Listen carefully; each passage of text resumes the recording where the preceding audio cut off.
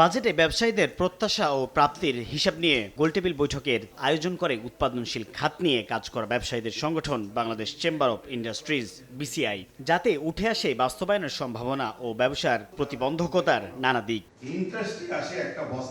আলোচনার শুরুতেই বাজেটকে ব্যবসা বান্ধব উল্লেখ করলেও বাস্তবায়ন নিয়ে সংশয়ের কথা জানান এফবিসিসিআই এর সাবেক সভাপতি মীর নাসির হোসেন।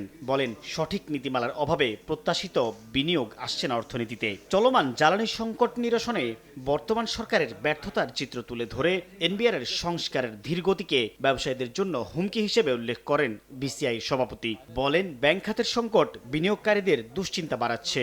এনবিআর যদি রিফর্ম না হয় প্রপারলি, ও যদি এক্সিকিউশন এবং তার কালেকশনের দুইটা যদি সেপারেটলি ফাংশন না করে এবং ওইটা যদি না হয়, তাহলে কিন্তু এনবিআর এর অ্যাক্টিভিটিজ আসলে সবার জন্য থ্রেট হিসেবে থাকবে। আমার banking interest high, short inflation control করতে পারে না, এই জন্য ইন্টারেস্ট হাই হয়ে গেছে, ব্যাংকগুলোরও কিছু করার নেই।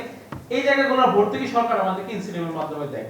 এখানে ট্যাক্স বছরটাই অন্যায়। অ্যানুয়াল ডেভেলপমেন্ট প্রোগ্রামের হচ্ছে ইনফ্রাস্ট্রাকচার ডেভেলপমেন্ট, সেইটা সবচেয়ে ইম্পর্টেন্ট। কিন্তু সেখানে আমি জানি না কোন কনসিডারেশনে স্টিল মেটেরিয়ালের উপরে নতুন করে কর ধার্য করে এইটাকে বাড়ানো হয়েছে। মূল্যস্ফীতিকে অর্থনীতির জন্য সবচেয়ে বড় সমস্যা বলে জানান অর্থনীতিবিদরা। যদি কনজিউমারদের যদি ইনকামে না বাড়ে, তাহলে কি আমরা কি চাহিদায় দেখব, এবং তখন কি আমরা দেখবো যে আপনাদের ইন্ডাস্ট্রি থেকে যেগুলো সাপ্লাই করছে সেগুলোর কি চাহিদা বাড়বে? যদি না বাড়লে বেচাগুলো কমে যাবে। আমি বলব প্রায়োরিটিটা ঠিক করে। ট্যাক্স রেট এদিক ওদিক করতে পারে রিসোর্স মোবিলাইজেশনের জন্য। সেকেন্ড হলো সরকারি বিনিয়োগ, পাবলিক ইনভেস্টমেন্ট অ্যালোকেশন। থার্ড জিনিসটাই হলো কিন্তু পলিসি সিগন্যালস, সরকারের ইন্টেন্ট, সরকারের আগামী দিনে কোথায় ফোকাস করবে, এই সিগন্যালটা কিন্তু বাজেটে আসে। বৈঠকে বিপুল রাজস্ব আদায়ে এনবিআর এর সক্ষমতা নিয়ে প্রশ্ন তোলেন আলোচকরা। সাইফুল ইসলাম, সময় সংবাদ, ঢাকা।